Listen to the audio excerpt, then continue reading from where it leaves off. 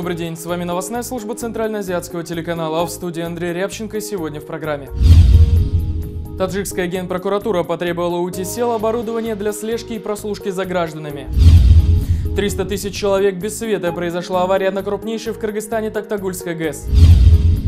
Советская на свалку. Узбекские власти уничтожают память о советском генерале, уроженце Ташкента Сабире Рахимове. В Таджикистане глава налоговой инспекции района избил посетителя, требуя от него подписаться на газету. Сегодня утром в Кыргызстане произошла авария на крупнейшей в республике Токтагульской гидроэлектростанции. Из-за аварии на юге республики на севере были отключены 3 района. Это примерно 300 тысяч человек. Позднее снабжение было восстановлено, но что именно произошло и какие последствия у этого будут, пока не ясно. По предварительной информации, авария произошла на трансформаторной подстанции, которая ранее была заменена украинской компанией. После сбоя энергетикам пришлось заново перезапускать первый и второй гидроагрегаты, третий пока еще не вернули в строй. Трансформатор аварии «Волгон». Авария произошла сегодня в 8 утра. Было сильное задымление, заработали аварийные защитные механизмы, и все автоматически было отключено. Сейчас постепенно начали запускать все агрегаты по очереди. Уточняется причина аварии. Энергетики пообещали за сутки все восстановить. Этот трансформатор ранее был установлен украинской компанией, срок гарантии еще не истек. Если причина в неисправности, то они приедут и выполнят свои обязательства. В Узбекистане власти методично уничтожают любую память о советском генерале, выходце из Ташкента Сабире Рахимове, том самом, которого Иосиф Сталин называл «железным генералом». На днях власти переименовали последнюю улицу, носящую имя прославленного военного. Теперь она называется в честь прокурорского работника. Самарканд лишился на своей карте имени прославленного советского генерала Сабира Рахимова, улицу, которая около 50 лет носила имя Героя Советского Союза. Кавалера десятка орденов переименовали в честь прокурорского работника. Ранее узбекские власти переименовали станцию метро, которая носила его имя. Теперь она называется Алмазар, Яблоневый сад, и район в Ташкенте, ставший также Алмазарским. 4 года назад в Ташкенте уже был демонтирован памятник Сабиру Рахимову. 4-метровый монумент военачальнику со скрежетом сносили 6 бульдозеров. Обломки бетона, гранита и бронзы сгружались на прицепы и спешно вывозились на окраину Ташкента. Естественно, мнение самих ташкентцев никто не спросил. Сразу после этого власти начали повальное переименование всех объектов, связанных с уже опальным генералом. Возможно, причиной недовольства властей стало то, что Рахимов хоть и вырос на территории Узбекистана, тем не менее является этническим казахом. В советское время никому не приходило в голову разбираться в его национальности, поэтому его похоронили в центре Ташкента, в городском парке. Иосиф Сталин называл Рахимова «железным генералом». Он прошел Великую Отечественную войну, начиная со звания майора. Погиб за месяц до окончания войны на фронте. Стал известен после героического штурма крепости в Польше. Его бойцы первыми ворвались в Данциг, ныне Гданьск. В 1967 году узбек телефильм о генерале снял фильм. Сабир Умарович, разрешите? Одно соображение. Ну что же, говори. Следовательно, огонь танков, снайперов и дымовая завеса. Очень хорошо. Крыленко! Бабаев, быстро ко мне! В мае этого года в Ангрене был уничтожен монумент советским воинам-узбекистанцам, погибшим на фронтах. В соседнем городе Красноводске годом ранее был снесен памятник герою Великой Отечественной войны и национальному герою Италии Федору Полетаеву. В 2010 году в Ташкенте переименовали улицу Героя Советского Союза Юрия Ивлева, уроженца этого города, который в возрасте 21 года представлен был к высшей награде Советского Союза. Почему же так боится власть Узбекистана советского прошлого? Зачем сносят памятники и переименовывают улицу даже уроженцам своей земли? Об антисоветской политике Ислама Каримова рассказывает сын фронтовика, узбекский правозащитник Бахадыр Намазов. Каримов и многие его соратники, которые пришли к власти после независимости, очень мало имеют соприкосновений с Великой Отечественной войной. И все, что это им напоминает, они стараются уничтожить с памяти народа тоже. Ведь у Каримова никто из близких родственников не воевал в Отечественную войну. А сам он в это время по многим там таким слухам или на самом деле он находился в детском доме. Вы знаете, во время Великой Отечественной войны в детских домах было очень много детей войны, у которых на самом деле отцы и другие близкие родственники или воевали в это время, или уже погибли. И, наверное, я так предполагаю, что Каримов очень пострадал от этих детей войны. Те, которые вот после независимости пришли как бы в элиту, узбекские элиты, это вот было некое смешение. Вот советские элиты вот это, да, она смешалась с разными торгашами, там, с торговой мафией, там, ну, с ворами там, разного ранга там. И вот получился вот такой это самое. А у них тоже было, я не думаю, что у них тоже отцы там или родители бы воевали там, имели там какие-то ордена и медали Великой Отечественной войны. А далее коротко о других событиях Центральноазиатского региона.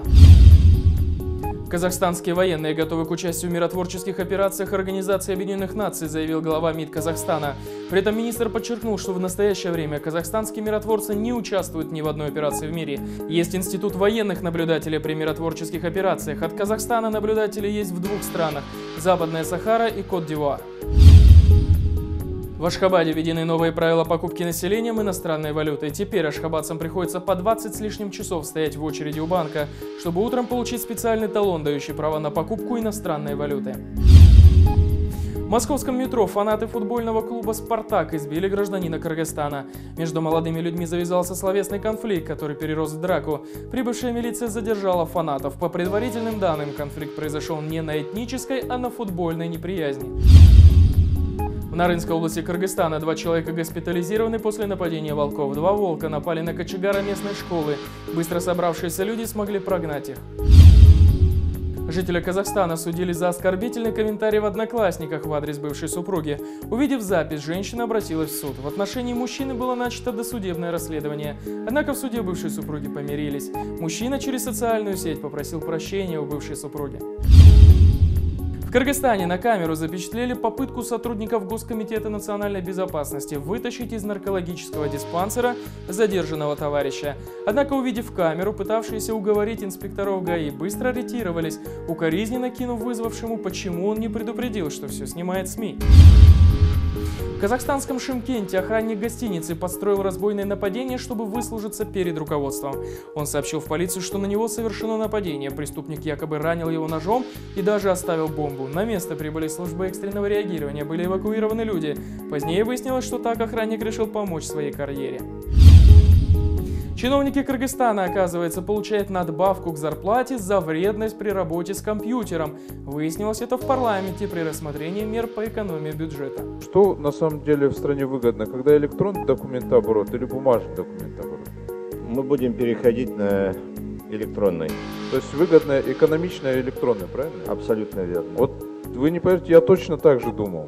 И, наверное, создатели компьютерной техники были бы удивлены изощренностью ума наших государственных служащих. Вот вы посмотрите, в некоторых министерствах есть так называемые надбавки к заработной плате за вредность, когда работаешь за компьютером. Ну, это, наверное, норма была введена еще на заре компьютеризации. Мы это изучим, Александр Владимирович. 3 горнолыжных курорта Центральной Азии вошли в рейтинг лучших и при этом недорогих в СНГ по версии журнала Forbes. В бюджет отдыха, рассчитанный на 2 взрослых, вошла стоимость суток проживания в недорогом отеле, допуск к трассам и обед в кафе. На 5-м месте оказалась база Каракол в Кыргызстане, где можно отдохнуть за 3500 рублей в сутки. На 6-м база Чимган в Узбекистане с той же стоимостью. И на 10-й позиции Чимбулак в Казахстане с суточным бюджетом в 4300 рублей. Вы нам оборудование для слежки и прослушивания граждан, мы вам свободу в коммерческой и хозяйственной деятельности, то есть покровительство. Именно так тезисно можно обрисовать сообщение шведско-финского медиакоммуникационного концерна TeliaSonera по поводу запроса Генпрокуратуры Таджикистана оборудование для тотального контроля за населением. Международный концерн Telia-Sonera, отделение которого в Таджикистане известно как сотовый оператор TCL, сообщил на официальном сайте, что Генеральная прокуратура Таджикистана осенью запросила у них оборудование для слежки.